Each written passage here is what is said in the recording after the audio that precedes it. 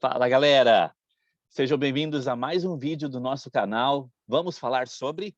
E esse é nosso segundo encontro, na verdade, para a gente falar um pouquinho mais sobre o Apocalipse. Então, a gente vai continuar falando sobre o livro do Apocalipse, as revelações ali de João, que ele recebeu na ilha de Patmos.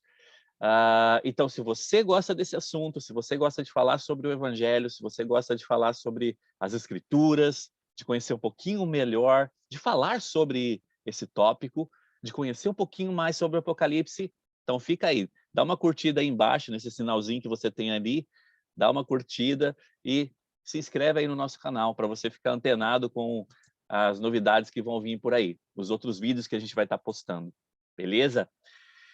Então, hoje a gente vai falar bastante, na verdade, acho que o grande tópico de hoje é sobre a abertura dos 7 selos. Na verdade, a gente vai falar sobre a abertura dos 6 primeiros selos, porque o 7º a gente vai deixar para o próximo vídeo. E depois eu vou falar por quê. Mas vamos dar uma lembrada do porquê, na verdade, João ele fala o tempo todo usando simbologia. Então, você que viu o primeiro vídeo lá atrás, eu comentei um pouquinho sobre isso, né? Que, na verdade, os povos do Oriente, eles entenderiam assim, perfeitamente o que João estava querendo dizer. Já os povos do Ocidente teriam uma certa dificuldade para entender. Então, essa linguagem figurativa, essas metáforas que o João lhe utiliza o tempo todo, né, comparando algumas coisas, é uma linguagem, na verdade, que você, primeiramente, precisa estar antenado com o Espírito Santo para poder entender, né? E também você precisa conhecer alguns segredos da cultura oriental, na verdade. Então, a linguagem que João utilizava era muito difícil de ser entendida para as pessoas aqui que vivem no Ocidente. Então, por isso que quando a gente lê o Apocalipse, às vezes a gente fica, o que eu estou vendo aqui, o que eu estou falando aqui, o que está acontecendo nessa história, né? É justamente por causa disso. Então, na verdade, durante esse vídeo de hoje, a gente vai ver algumas simbologias, né? Eu vou utilizar muitas coisas do que a igreja tem mostrado para a gente, né? Algumas citações também de alguns presidentes, de algumas autoridades gerais, e também vou utilizar a própria Bíblia, né? O livro do Apocalipse, para a gente poder comentar sobre algumas coisas. Então, a gente vai começar hoje lembrando que João estava lá na ilha de Patmos, ele tinha sido... ele fala aqui, né? Ele tinha sido arrebatado à presença do Senhor. Então, na verdade, ele estava ali na presença do Senhor, o Senhor estava mostrando as coisas para ele. E hoje a gente vai comentar um pouquinho do capítulo 4 até o capítulo 6. E o início ali do capítulo 7 também. Vamos dar uma olhada aqui no capítulo 4, versículo 2 a 4. E ele fala assim, aqui nesses versículos. E logo fui arrebatado em espírito, e eis que um trono estava posto no céu, e um assentado sobre o trono. E o que estava sentado era na aparência semelhante à pedra jaspe e sardônica. Vamos dar uma lembrada nisso, né? Como a gente falou na aula passada, ele estava na presença de Jesus Cristo ali. Então, como é que ele, na verdade, descreveria a Jesus Cristo, a magnitude de Jesus Cristo? Então, ele usa algumas palavras, né, figurativas em relação a isso. Ele fala que a sua aparência era semelhante à pedra de jaspe e sardônica, e o arco celeste estava ao redor do trono, e parecia semelhante à esmeralda. Então, a gloriosidade de tudo aquilo, né, ele mostra para a gente aqui. E ao redor do trono havia 24 tronos. E havia sentados sobre os tronos 24 anciões vestidos de vestido branco. Quando ele fala aqui de 24 anciões, ele está falando, na verdade, é uma simbologia esse número também, né? Mas ele está falando aqui de sumos sacerdotes que tinham sido mortos, né? Martirizados por terem defendido a causa de Cristo. Né? Então, quando ele fala aqui que ele viu 24 anciões vestidos de branco, né? Ele está mostrando essa simbologia. São pessoas que estavam em estado de exaltação, pessoas que sumos sacerdotes, né? Que estavam em estado de exaltação e estavam ali com Cristo. Por isso que eles estavam vestidos de branco, né? E tinham sobre as suas cabeças coroas de ouro. Então, isso mostra o estado de exaltação, né? Lembrando que exaltação seria lá o mais alto, o reino de glória, no reino celestial. Então, isso mostra o estado de exaltação que esses 24 sumos sacerdotes estavam, né? Lá no versículo 6, fala o seguinte: e havia diante do trono um como mar de vidro.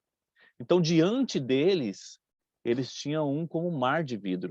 O que era esse mar de vidro? Nas escrituras modernas, né, nas revelações modernas, nós aprendemos que, na verdade, esse mar de vidro seria a terra. Então, eles estavam vendo a terra, né? E é interessante notar que, quando eles estavam vendo a terra, eles viram, então, a gente vai falar sobre isso daqui a pouco, mas eles viram, então, todos os períodos que a terra estaria passando, né, desde o início até o final dos tempos. E no meio do trono e ao redor do trono, 4 animais cheios de olhos por diante e por detrás. Aqui começa a simbologia, né? Poxa, animais cheios de olhos, né? E ele compara esses animais, né? Ele fala desses animais que um era o leão, o outro era o bezerro, o outro era o homem e o outro era a águia. E os 4 animais tinham cada um de per si, né, 6 asas, e ao redor e por dentro estavam cheios de olhos. E não descansavam nem de dia nem de noite, dizendo: Santo, Santo, Santo é o Senhor Deus. Quando a gente está falando aqui sobre os animais, né, a gente precisa entender que, como eu falei, é uma simbologia, né? E esses 4 animais, na verdade, eles estavam simbolizando as 4 principais categorias representativas de animais, né? Então, na verdade, eles estavam como simbolizando esses essas 4 categorias perfeitas de animais. E aqui ele descreve, né, que eles estavam cheios de olhos por dentro, por trás, e eles estavam com 6 asas, né? Essas asas, na verdade, é o poder para agir. Então, esses animais, eles tinham poder para agir. E quando fala que eles estavam cheios de olhos, é a questão do luz do conhecimento. Então, ele mostra para a gente que esses animais, eles tinham a luz e o conhecimento necessário, perfeito, na verdade. Lá no manual do Instituto, e eu vou ler algumas citações hoje no manual do Instituto, Bruce, Ensinamentos de Joseph Smith, na verdade, ele fala o seguinte: os 4 animais que João viu eram 4 animais mais nobres que haviam cumprido a medida de sua criação e sido salvos de outros mundos, porque eram perfeitos, sido salvos de outros mundos. Eram como anjos em sua própria esfera. Não nos é dito de onde vieram, nem eu tampouco o sei, porém João os viu e os ouviu glorificando a Deus. Então, a gente tem uma explicação aqui mostrando para a gente o que seriam esses animais. Então, lembrando, né, que esses olhos, né, simbolizavam, então, a questão de conhecimento, luz e conhecimento. E as asas simbolizavam essa questão do poder, poder para poder agir. E eles glorificavam a Deus o tempo todo, né? Isso mostra realmente o poder que Deus ele tem, é o poder teocrático, né? Que Deus ele tem desde lá do início de tudo, desde todas as esferas e todos os seres. Isso mostrando para gente uma simbologia também, né? Simbologia aqui, que todos os seres eles glorificam a Deus. Eles sabem quem é Deus. Não importa de que mundo eles sejam, né? Lá no capítulo 5, ele começa então a falar um pouquinho sobre a questão dos selos. Olha lá. E vi na destra do que estava sentado sobre o trono um livro escrito por dentro e por fora, selado com 7 selos. Então ele viu à direita, né, de Jesus Cristo, um livro. E esse livro ele estava selado com 7 selos. Então vamos entender o que são esses selos. Esses selos, na verdade, eles dão a simbologia para a gente relacionada aos 7 períodos da Terra.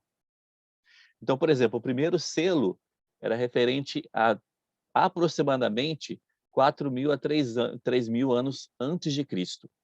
O segundo selo, de 3 a 2.000 anos antes de Cristo. E era relacionado exatamente à época de Noé.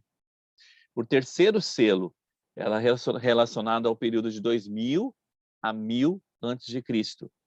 O quarto selo é de 1.000 antes de Cristo até depois de Cristo. O quinto selo, depois de Cristo até 1.000 depois de Cristo. O sexto selo, de 1.000 depois de Cristo a 2.000 depois de Cristo. E aí a gente tem o sétimo selo, que é aproximadamente, a gente está chegando lá, na verdade, né? Seria relacionado ao 2.000 a 3.000 depois de Cristo, mas a gente não tem uma precisão exata sobre isso. Mas ele viu, então, esses 7 selos, esse livro, né, que estava selado com esses 7 selos. E ele percebeu que não havia ninguém na Terra que podia ter a chance de receber revelação sobre aquilo. E que ele tinha recebido a responsabilidade de ter revelação sobre aquele assunto. E aqui no versículo 11 fala assim, versículo 8, e havendo tomado o livro, os 4 animais, os 24 anciões, prostraram-se diante do cordeiro, tendo todos eles harpas e salvas de ouro, cheias de incenso, que são as orações dos santos. Lembrando que todos aqueles seres eles estavam em estado de exaltação. Né? Eles tinham sido exaltados no maior grau de glória do reino celestial. Então, eles estavam nesse estado de exaltação. Eles estavam o tempo todo glorificando a Deus durante aquele momento. E aí ele pega, então, esse livro e ele começa, então, a falar sobre cada selo daquele, da abertura de cada selo. E é o que a gente vai ver agora. Lá no capítulo 6, ele é especificamente sobre a abertura dos primeiros 6 selos. Então, vamos dar uma olhada no versículo 2. E olhei, e eis que um cavalo branco, essa é a abertura do primeiro selo. E eis que um cavalo branco, e o que estava sentado sobre ele tinha um arco, e foi-lhe dado uma coroa, e saiu vitorioso para vencer. Quando a gente está falando aqui de cavalo branco, esse cavalo, na verdade, é um emblema de vitória, simboliza um emblema de vitória. E ele fala que a pessoa que estava sentada sobre o cavalo branco tinha um arco, e esse arco simboliza uma arma de guerra, e foi-lhe dado uma coroa, ou seja, domínio relacionado ao vencedor. Então, é o domínio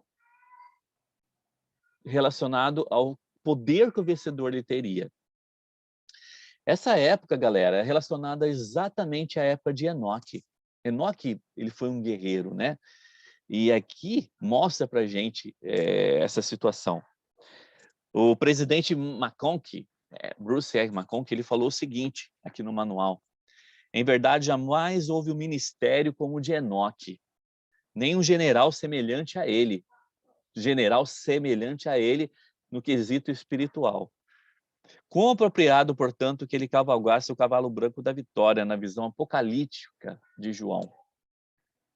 Então ele continua, né? É evidente que os eventos mais transcendentais envolveram Enoque e seu ministério. Sua transladação para as esferas celestiais e guerras nunca antes vistas, em que Enoque, como um general que comandava os exércitos dos santos, saiu vitorioso e para vencer. Então, esse primeiro selo é relacionado à época de Enoque. Tá? Então, mostra aqui que ele saiu vitorioso, né? Lembrando que Enoque, a cidade toda de Enoque foi transladada, né? Subiu aos céus, né? Lá no versículo 4, a gente fala então sobre o segundo selo. E saiu outro cavalo vermelho, e ao que estava sentado sobre ele foi dado que tirasse a paz da terra e que se matassem uns aos outros. Foi-lhe dado uma grande espada. Esse cavalo vermelho, ele simboliza a questão de derramamento de sangue. E ao que estava sentado sobre ele, Lúcifer, provavelmente Lúcifer, foi dado que tirasse a paz da terra e que se matassem uns aos outros.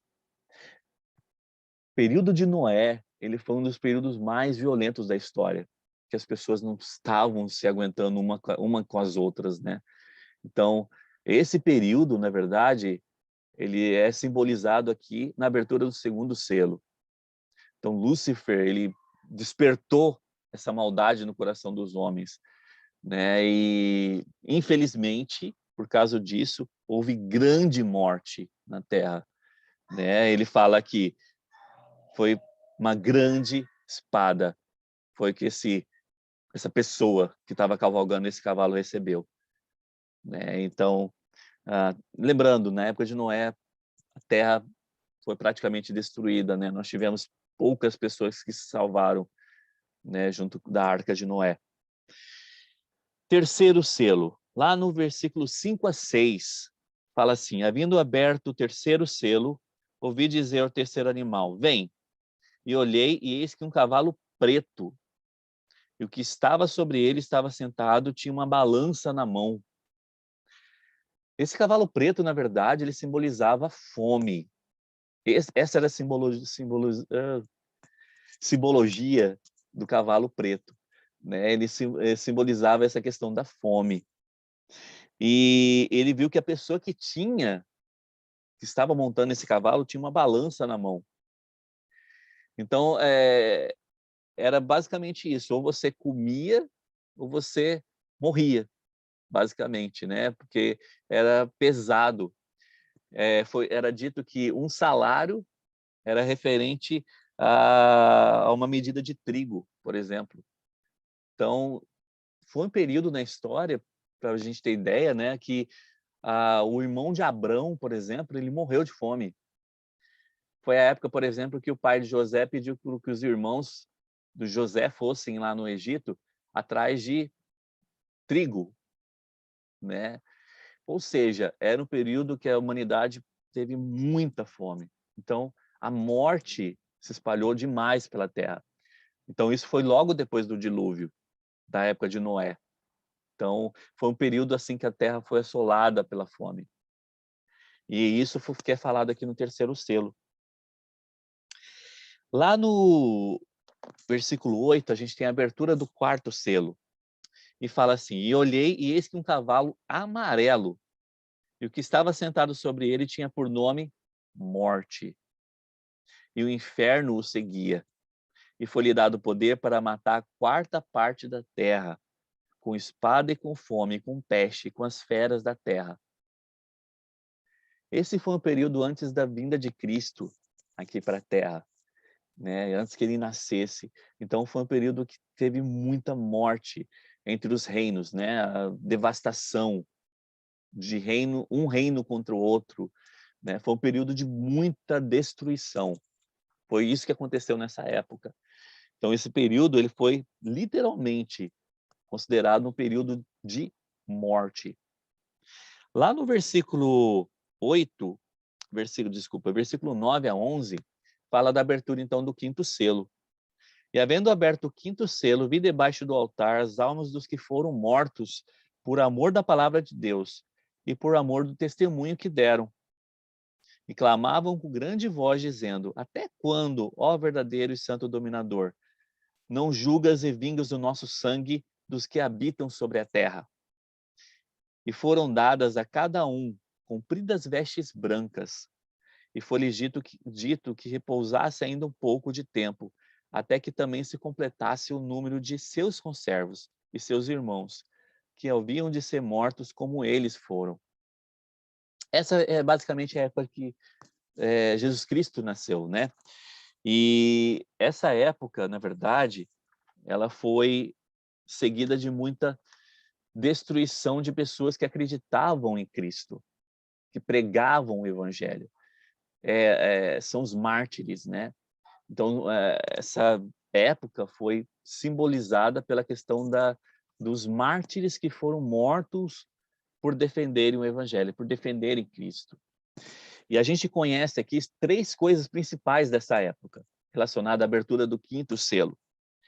Então, esse quinto selo, ele fala do nascimento do unigênito de Deus na carne. Então, ele engloba esse período, seu ministério entre os homens, e o sacrifício expiatório que realizou.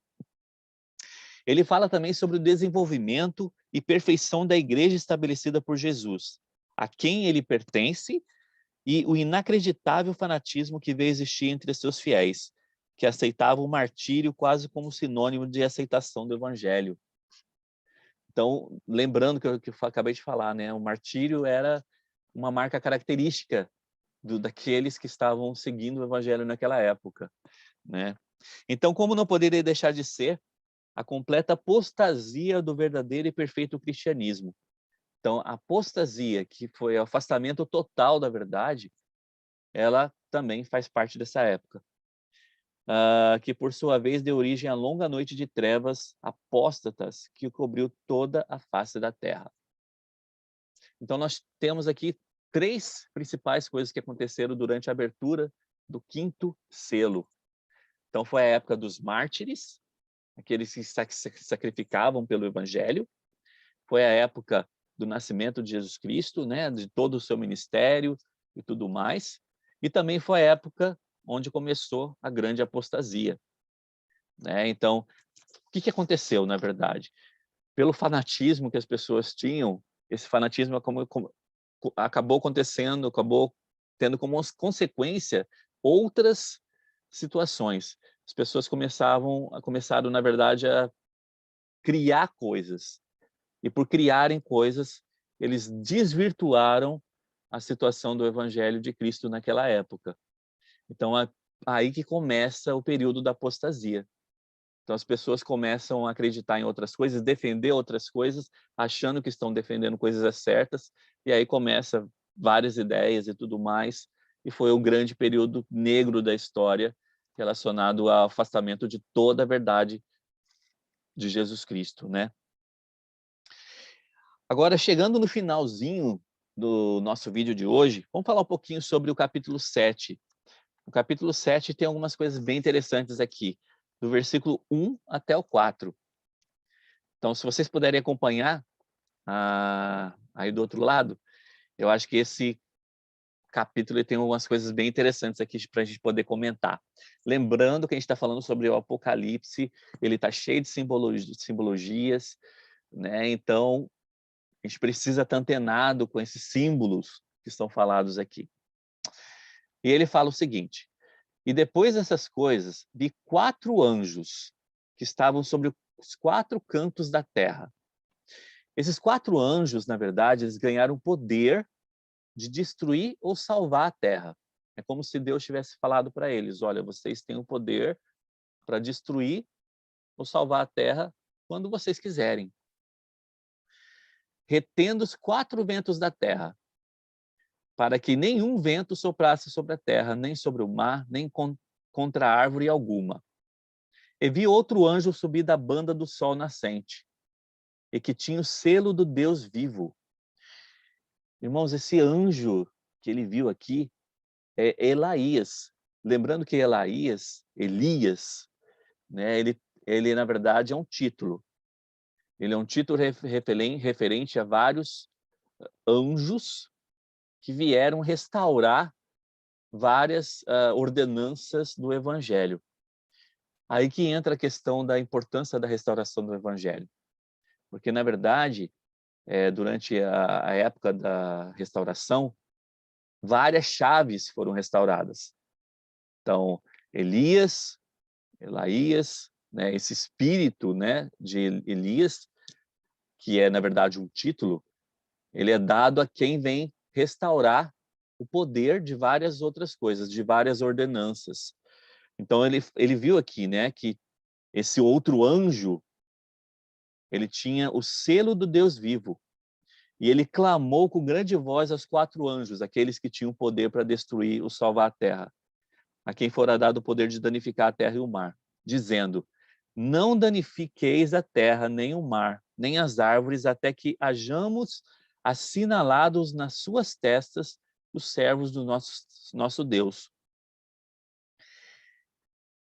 como é que, na verdade, as pessoas seriam assinaladas, né, receberiam a exaltação, se elas não tivessem a chance de receber as ordenanças como eram feitas na época de Cristo? Então, aqui que a gente começa a entender um pouquinho o que significa esse espírito de Elias, né? E aqui no Manual do Instituto, a gente tem alguma citação relacionada a isso também. E ele fala assim, isso é falado sobre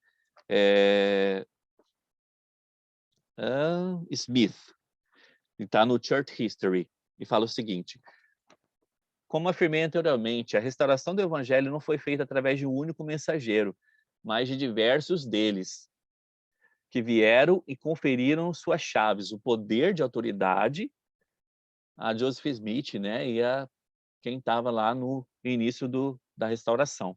Conforme o profeta Joseph ensinou, o nome Elaías é um título, como a gente acabou de ver aqui agora. Considerando o fato de que muitos profetas antigos participaram do plano de restauração, lembrando que vários profetas participaram do plano de restauração, não é possível, portanto, que ao falar de Elias, de Elaías, que viria a restaurar todas as coisas, não vejamos um quadro composto por diversos personagens, ao invés de por apenas um indivíduo. O anjo que tinha o selo dirige os 4 anjos em cujas mãos fora colocado o destino do mundo. E os instruiu a não danificar a terra até que os servos do Senhor fossem selados. Tal empreendimento não poderia ser levado a cabo sem que o evangelho fosse restaurado e pregado a todas as nações da terra. Então, na verdade, aqueles anjos, aqueles 4 anjos, que têm o poder de destruir a terra, eles receberam um sinal de, espera aí um pouquinho, não faz isso agora não. Para que Elias, ou seja, esses anjos, né, eles viessem restaurar o evangelho. Para que dessem oportunidade às pessoas de receberem o batismo, de receberem o dom do Espírito Santo, de passarem pelas ordenanças do templo, para que elas tenham a chance de serem exaltadas, de ganharem o reino celestial. Então, na verdade, eles só poderiam, na verdade, destruir a terra e tudo mais, quando o evangelho fosse pregado a todo o mundo. Então, quando o evangelho chegasse a todo mundo. E o evangelho está praticamente em todo mundo hoje, né? Vamos agora ver aqui uma coisa interessante no versículo 4. E ouvi o número dos assinalados, e eram 144 mil assinalados, de todas as tribos dos filhos de Israel. Se a gente for ver em Apocalipse 13, versículo 4, está falando um pouquinho sobre esse... Não, desculpa. 14, versículo 3. Apocalipse 14, versículo 3. Está falando um pouquinho lá sobre esses 144 mil também. Eles cantavam um como cântico novo diante do trono e diante dos 4 animais e dos anciões. E ninguém podia aprender aquele cântico, senão os 144 mil que foram comprados da terra. Irmãos, esses 144 mil é uma simbologia, esse número também, né? Mas eles são sumos sacerdotes vindos das 10 tribos perdidas. Das 10 tribos perdidas que vão retornar. Antes da segunda vinda de Jesus Cristo, vai ter uma reunião que vai acontecer. E essa reunião vai ser feita em Adão, onde Amã. E essa reunião, Jesus Cristo vai se reunir com algumas pessoas, com muitas pessoas, né? E esses 144, esse número meio que figurativo, vai estar lá. Eles são representantes das tribos perdidas. Não, então são sumos sacerdotes, representantes das tribos que estão perdidas. Aqui fala uma coisa sobre isso em Doutrina e Convênios. Se a gente for abrir lá em Doutrina e Convênios, na seção 77, fala um pouquinho sobre quem são esses 144, né?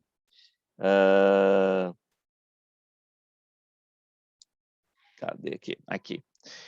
No versículo 11, fala o seguinte: devemos entender que os que são selados são sumos sacerdotes ordenados na santa ordem de Deus para administrar o evangelho eterno, pois eles são os que são ordenados de cada nação, tribo, língua e povos, pelos anjos a quem é dado poder sobre as nações da terra, a fim de trazerem a igreja do primogênito a todos que desejarem vir. Então, eles são provenientes das tribos que estão perdidas.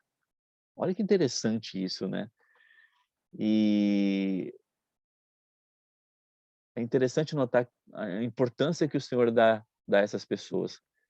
São pessoas que são consideradas meio que já ganharam a salvação, e é por isso que eles estarão lá, né? Eles estão em estado de exaltação, essas pessoas. Na verdade, eles terão ganhado o chamado eleição, né? E por isso que eles estarão nessa reunião. E é por isso que eles são considerados ali, são os esse número, né? 144 mil.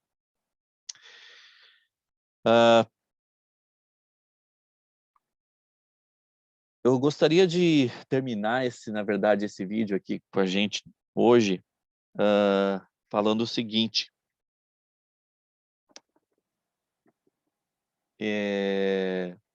O Senhor está muito preocupado, na verdade, com a situação que está acontecendo na Terra.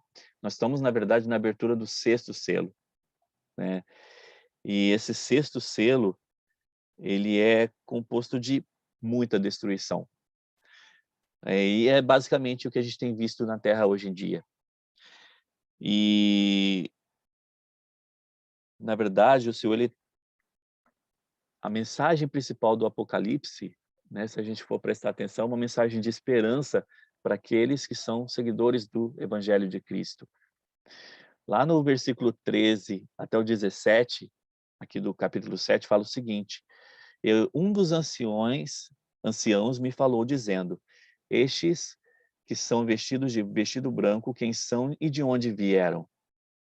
E eu disse-lhe: Senhor, tu sabes. E ele disse-me: estes são os que vieram de grande tribulação e lavaram os seus vestidos e os branquearam no sangue do Cordeiro. Por isso estão diante do trono de Deus e os servem dia e noite no seu templo. E aquele que está sentado sobre o trono os cobrirá com a sua sombra.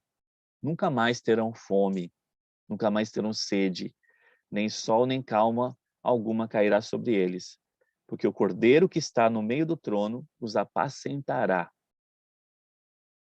Ele servirá de guia para as fontes das águas da vida, e Deus limpará de seus olhos com a lágrima. Como eu falei agora há pouco, né? A mensagem principal de Apocalipse é a exaltação dos santos que seguem o Evangelho de Cristo, que fizeram a sua parte. E na verdade, essa mensagem foi uma mensagem de consolo para aqueles membros que estavam passando por martírios na época de João, né, por perseguição, e eles estavam entendendo isso. Só que eles não estavam vivendo nos últimos dias. E a gente está, né? Nós estamos aqui nos últimos dias, nós estamos presenciando muita coisa. Então eu gostaria de deixar um convite para a gente, que a gente possa realmente dar uma estudada no livro do Apocalipse, né, e ver as coisas que estão acontecendo nos nossos dias. Como realmente o Senhor tem preparado a terra para a sua volta. Né? Os 4 anjos lá, eles já estão mandando as destruições aqui para a terra, infelizmente. Né? Porque, na verdade, o evangelho já está sendo pregado pelo mundo todo. Então, aquilo que foi profetizado aqui por João já está acontecendo. E no próximo vídeo, a gente vai ver um pouquinho sobre a abertura do 7º selo. E a gente vai ver um pouquinho também sobre a questão das trombetas. O que são essas trombetas? Né? E o que a abertura do 7º selo quer mostrar para a gente? Então, dá o seu like, né? Deixa o seu like aí no vídeo. se inscreve aqui no canal e a gente se encontra, então, no próximo vídeo, tá bom? Eu deixo essa aula e meu testemunho de que realmente eu sei que essas coisas são verdades. Realmente eu sei que Jesus Cristo ele está bem preocupado com o que está acontecendo na Terra hoje em dia. E nós estamos vivendo num período em que estamos vendo as coisas acontecerem. E depende de nós fazer o que é certo para termos o nosso galardão, né? As consequências positivas que ele promete. Eu deixo isso em nome de Jesus Cristo. Amém.